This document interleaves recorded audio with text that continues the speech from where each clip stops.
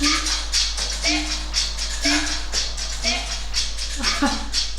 don't even know how to do it. I'm going back. Where my roots ain't walked down. I'm growing like a palm tree all night on for the ground. Hey. Bay always comes good. She does. Bay always comes good. I know. She got so much slack for this song though. But anyway, welcome to the next episode of VIVA Podcast. I'm Bonnie. And I'm Cassianne. And today we will be talking about the economic implications of Black Lives Matter, supporting Black businesses in Europe and the US, and making sure that we're putting our money as Black people where our mouths are. Put your money where your mouth is. Put your money where your mouth is. Yes. So, well, I have a few thoughts because a lot of the looting and protesting were in response to George Floyd's death, Breonna Taylor's murder, Elijah McClain's also murder from the police forces. And so there's been a rise in different communities supporting Black businesses, including Black businesses that were also looted by looters, because looters are very different from protesters. And I feel like that distinction needs to be made. Yeah.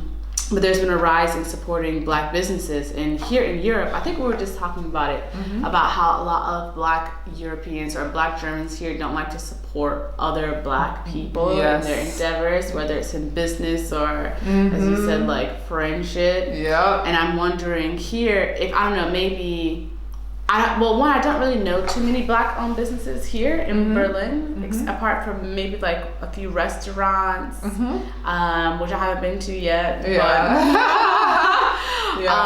But I wanted to know, I don't know, from your perspective, do you think that there's been an increase in Black people supporting Black businesses here in Berlin? Yes. And I say that because there is a group called Black Brown Berlin group or collective. It's like a organization, and on their website you can go and see a Black business map. So they intentionally, really? That is cool. Yes, I didn't know that. And then places where there are Black events being hosted, where they have Black creators. So all of this is on the Black Brown Berlin website, and you can see all of that. And since they've posted it, it's so cool actually, because since they posted the map, it's been reshared so many times that they went from having like only hundreds of followers to having thousands. Wow. Overnight, basically. I think they maybe increased by 3,000 followers overnight because of everyone sharing. And it just goes to show how simple it is for you to help a friend or family member or acquaintance to kind of, promote their business just by sharing something. And I think a lot of people don't understand this, or if they do understand it, it's again going back to what we were talking about earlier, in terms of how I feel like Black people in general, not only just in Europe, but I feel like in America, in the Caribbean as well, I think we feel like there's not room enough for everyone at the top, and everybody wants to be the only person at the top, and it's like, yo, what do you want, okay? Do you want to be in a room full of white people where you can't be fully yourself? Or do you want to be in a room full of Black people that you know and love, that you can party with and vibe with and just be like, yo, we made it. I don't understand why our mentality is not more like this.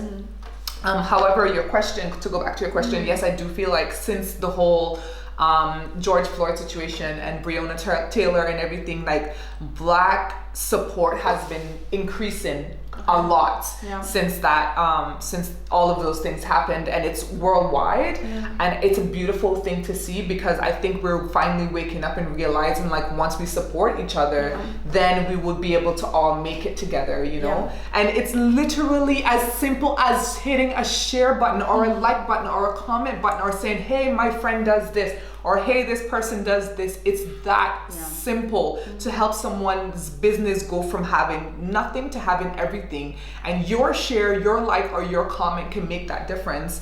And I feel like a lot of friends and family don't they don't want to do this, you know, because it's like, again, going back to what I've spoken about in so many other episodes, the crabs in a bucket mentality. Like, everybody wants to just claw over each other to get to the top rather than work into each other. Imagine if crabs had brain, right? Like we do, to realize that if they work together, they could all get out of that bucket. You know what I mean? Like, imagine if crabs had brain. We're not crabs. I mean, I am technically, I'm a Cancer. But we're not crabs. Like, we have brain. Like, how do we not realize the more we help each other out, the further ahead in life we go? I just don't understand it at all. I mean, it's this. I mean, I've seen it also in like a lot of social media where, especially in like fashion and beauty, I guess like a lot of more senior editors have been like, oh, hey, these are some new Black influencers or whatever role models that you can follow. And it definitely helps like increase their business as well. And even here, because I'm starting a company here with a friend. Ooh, I'm about to see. My friend blew up. Go friend. Right? Go friend.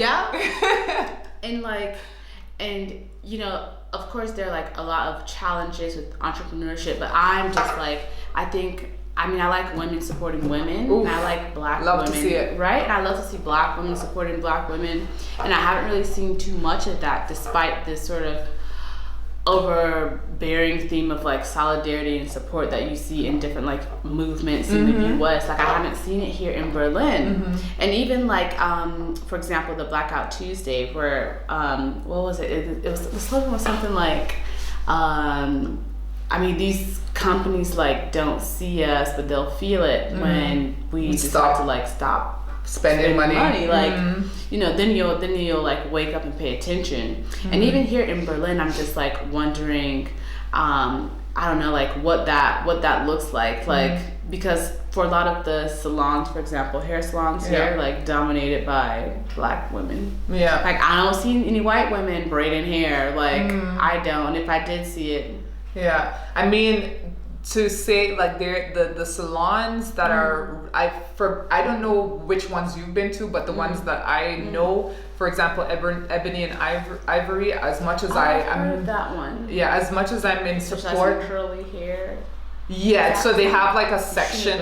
They have like one part separated from the next. Like, they have a barber shop, and then they have the hair salon that specializes in Black hair and stuff. And I think it's a beautiful concept. I love the fact that the business is doing well and so on. But I can't be going to get box braids for 300 euros. I just can't do it. I'm sorry. How much they charge? Without hair, so no hair included. Really, 300 exactly. euros. And as I said, good on you. Like, support your business. I will post shit for you, but I ain't spending money there. It's just not gonna happen because one, I could do it myself, as I did with this, and then two, I've never spent over $80 on box braids. Like, never. I bought my own hair, and then I've in the Caribbean, it's not that expensive to do box braids. I'm not spending $300 on box braids. You know, it's just not gonna happen. And then they have other, you know, salons and individuals that do things. I've not really seen many Black owned salons here. Really? No. They're not Black owned? No. A lot of, like, I've seen a lot of white salons, obviously, for white people cutting white people hair, and I've seen Asians cutting white people hair and Asian people hair, but I've never seen like a Black, so other than Ebony and Ivory. Really? Yeah, it's always individuals that I've ended up. I don't know where, if you've been to a specific salon or not. I mean, it's in like Schöneberg, right? Is that where it is? Ebony and Ivory, And there's braiding store.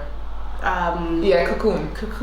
So Cocoon is also Black owned, I believe. So it's a hair shop. It's not a salon. But I think they actually do hair in there as well. Like, I saw some stations. I don't know how it works, but because I just prefer to, like, the people that I use, they're individual people who just like do it on the side. So I've used them, or I've just done my hair myself, like, because I can't do everything. And I've just chosen not to spend the money that they charge here on it. And it's not even just about Ebony and Ivory, because these white salons be charging hella money for a fucking haircut. Like, I see a colleague of mine was like, oh yeah, I went to get my hair cut. She got like 2 inches cut off her hair. It looks the exact same except 2 inches shorter. And she was like, I paid like $100. And I'm like, 100? Who What? Never. For a haircut, no. So these prices, I think, in Europe in general, especially when it comes to black hair, it's just too much. Yeah. So I just choose not to go to black salons. Oh, that's crazy. Yeah. I mean, I guess when I say salon, maybe not necessarily like a business front, but even if you go into individuals, I still view it as like a business or like a salon. Yeah. But, True. Yeah. But yeah, I mean, but that's so crazy because I feel like there's a lot of pressure as well that you see on like social media, like if you're not supporting black princesses as a black person, but it's like not all black people are financially in situations where they can do it like $300 hairstyles. 300 euros for like hair that you'll wear, you know, maybe 4 to 6 weeks, you know, like maximum. It's not permanent. It's not permanent, right? This isn't like a Brazilian keratin treatment that can last like months. Yeah. You know? But I'm just like, I don't know. I get very frustrated when the people are just like, well, you know, if this college student can afford to support this business and they don't have any money, then why can't you? And it's like people are in different people have different financial situations. And I feel like a lot of social movements just don't respect that. Yeah. Like, they just don't respect that because capital, there's already like a lack of capital in a lot of these communities, and then they get sort of destroyed, and then you're expected to find some way to magically reinvest the capital that you don't have, that was never in the communities anyway, back into the like it's not like the cycle isn't working. Exactly. We need to find a better way of doing this, and I think one of these ways is to seek reparations. And I've seen a lot of black women, I would say, who are out there doing the work for the black community, seeking reparations from white people and pointing it out like, listen, I do not want any black person to donate to this GoFundMe. Shout out to Ellie, I love you, girl. I do not want any black person to donate to this because this is for you. I am not going to ask you to donate something for you. Yeah. So she has actually gone and said it vocally. White people, we deserve reparations. Donate money. Because that's what we need. We need money, we need land, and we need our 40 acres and a mule like ASAP. And I'm like, girl, yes. I can't do it personally because I just don't like asking people for things, and I don't like asking for money especially. So I'm just like, you know, and even though I need support in a lot of the artistic work that I do in like the African series and the music that I'm doing in Tones of Melanin to maintain this channel and to, you know, to keep the content going and to eventually be able to pay all the people who are working behind the scenes and so on and so forth. And I'm just not able to do, like, I'm doing it out of my pocket, but each month I'm just living month to month because of doing this. And I can't go, oh yeah, give me your money, you know, as much as I talk out against white people, like, I just don't have it in me to go like, give me your money, but Elia has been doing the work, and not only her, like we have Adrienne Brown who runs, oh my God, what's the name? In Berlin?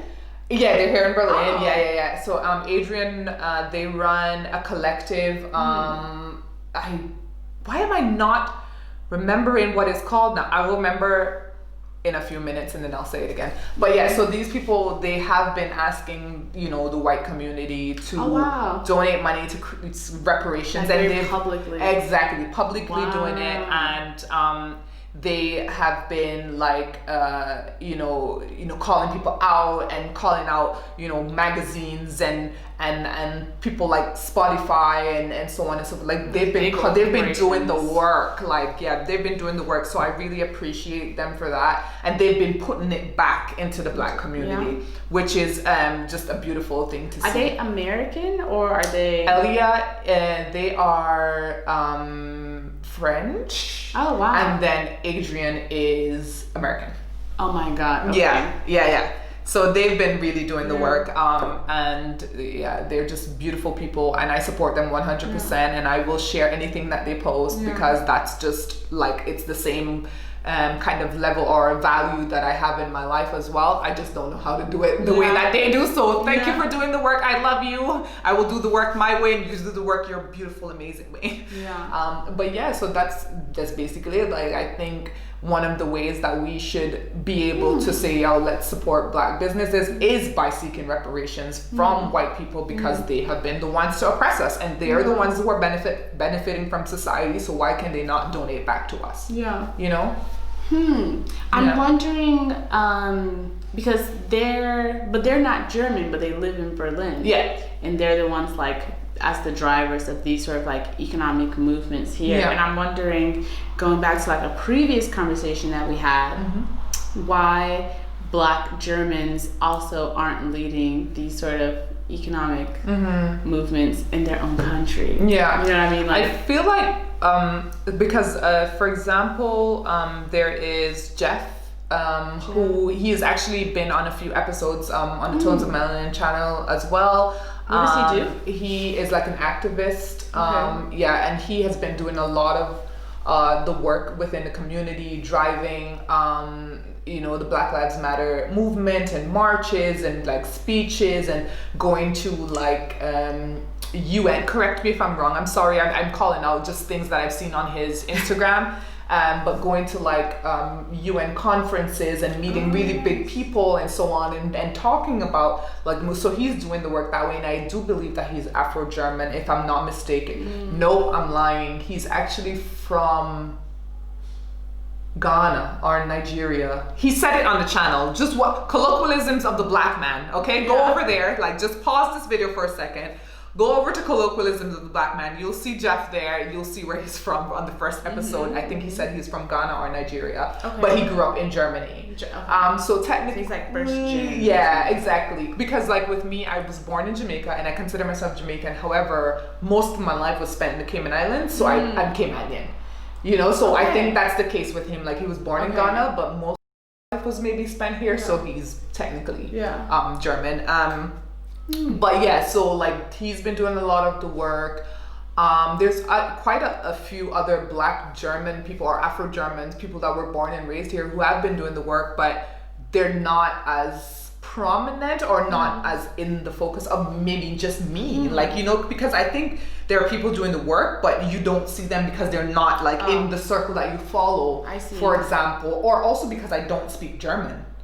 You know what I mean? Like, I don't speak German. I mean, I'm Christian, you know? Hold on. You're like, I don't speak German. Hold up. I don't speak German. You speak German. Yeah, it's pressure out. I'm bisschen Deutsch, okay? See? But yeah, no. Like, so. What you mean you don't speak German? But I mean, like, to keep up with conversations. So, but they do have groups and they do have people who are doing the work. It's just that I think that we don't see them because we don't follow the German language protests and activism things, because we just don't understand it, you know? And also there's another, I'm calling out all Black businesses on this shit, like y'all see me. Magda, who is a chef, she has her own like show going on Instagram. She is an amazing cook, does vegan recipes, Black woman, gorgeous Black woman. And so she has that as her business, you know, and she's really prominent at it. Like, her things are amazing, but she doesn't have that many followers or that much following. And again, with CurlCon, as I was talking to earlier, that's also a huge one. That, you know, it's something that is needed in the Black community. So there are Black businesses here. It's just that, you know, it's like, how do we find them? You know, how do we, you know, how do we present them more to the public? How do we make it so that white people can see these businesses and then support them and provide reparations if they're true allies? Because I believe a true ally would hear things like this and hear we need reparations and here we need money, and if they have the means to, because I know not all white people are rich and have the means to, but if they do have the means to go, you know what, I have the money and I have the means, let me donate to one of these organizations. Wow, okay. So, I mean, I guess that is one of the things, like, you can't support what you don't see. Exactly. Or what you don't know about. all right, but I'm okay. Well, that's cool because here in Berlin, at least in my experience, I mean, I don't even know the amount of white people I know, like, who even also support Black businesses if they know that they exist. You know what I mean? Like, like I'm, you know, starting a company, whatever, and like I tell everyone that I know here.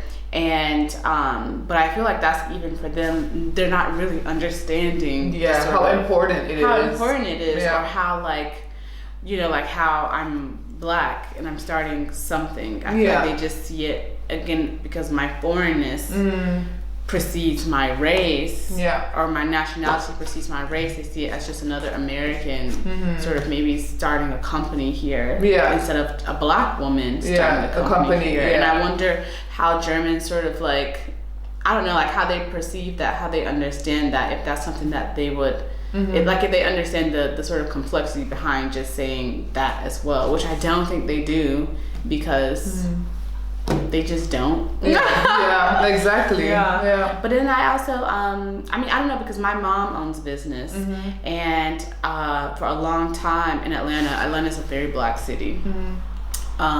It has historically always been real Black. And for a long time, most of her clients have been Black. And she's never been able to sort of branch out of that sort of audience. And I wonder, I mean, in terms of gauging the success of a business, of a Black business, do you want all of your clients to be Black? Do you want to only sell exclusively to Black people? You know, like, or do you want to sort of branch out and just and sort of say, well, like, money's colorblind. You know what I mean? Like, it is. Facts, though. You know, like, it is, like, money's colorblind. Like, it doesn't matter where it's coming from as long as it's coming. Exactly. And like, that's a really great question. And I personally, in the work that I do, my do you products, want Black people to consume it, or like? So my products and the things that from my music to the Afro Kids series to Tones of Melanin, obviously it's all created for Black people. However, the ultimate goal is so that everyone is able to consume the content that is made on this channel, or in the books, or in my music, in order for them to be able to empathize. So people who are not Black to empathize with the struggles and with even the successes, you know, to empathize with the, you know, to be like, oh, a Black person won today. Yes. You know, for it's more like that, like, for people outside of the Black community to empathize with the struggles and the successes that Black people are facing. But then for Black people to go, yo, I feel this with every part of my being, and be inspired to kind of take a step and just go after what they want, you know, go after that shoe company, go after, shout out to Gotta Souls, I see you, Cromanteng. Gotta Souls, I'm plugging everybody I can remember in this video. So like, you know, for you to do those businesses and do all of these things that you dream of doing, like, I want people to be inspired by the books, by the music, by Tones of Melanin, with the conversations that we have, to sit, look at themselves and go, oh, is the way that I'm thinking the right way, or is it the wrong way? And if I think that the right way that I'm thinking and things that I believe is right, then how do I use that to better my community? How do I use that to better humanity? At the end of the day, that's my ultimate goal.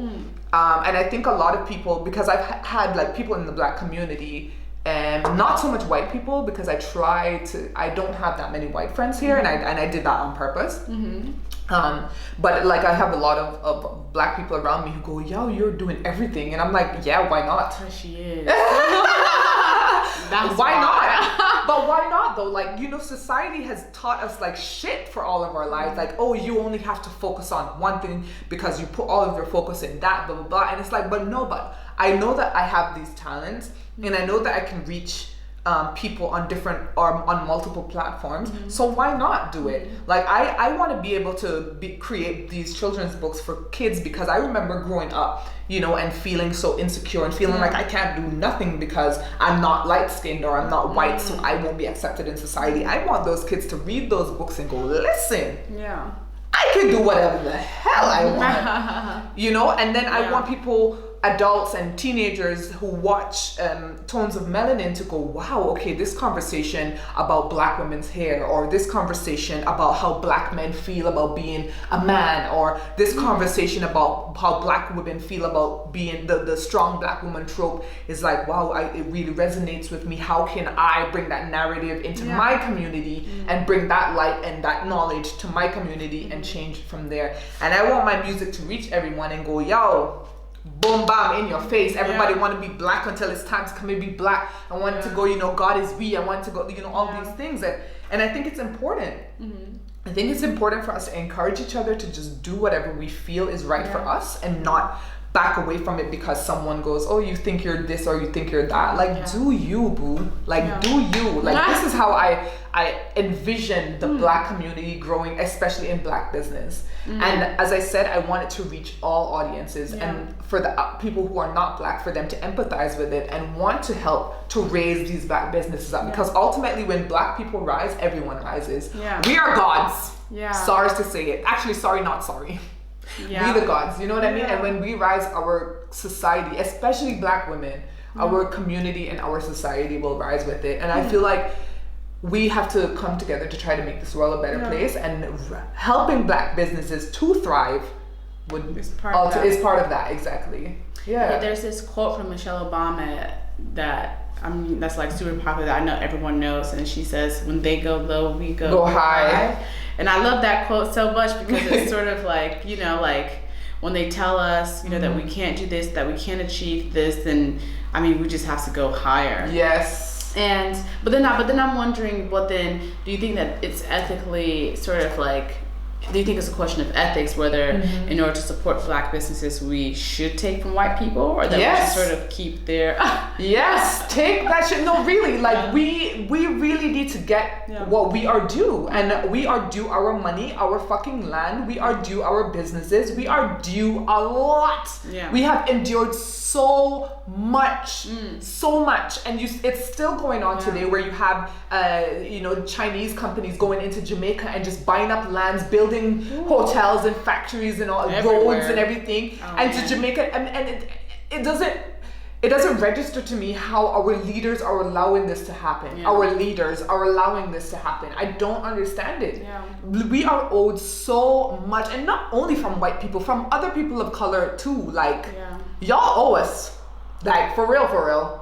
This is beyond reparations. Exactly. It's sort of like the birth of like a new world order, Swear, I'm telling you, man. It's crazy. So support Black business. Support Black businesses if you can, because I also don't want anyone to feel pressured into supporting something if they take care of yourself first before you can sort of take care of someone else. Like, exactly. That's just sort of basic, sort of like finance 101. Like,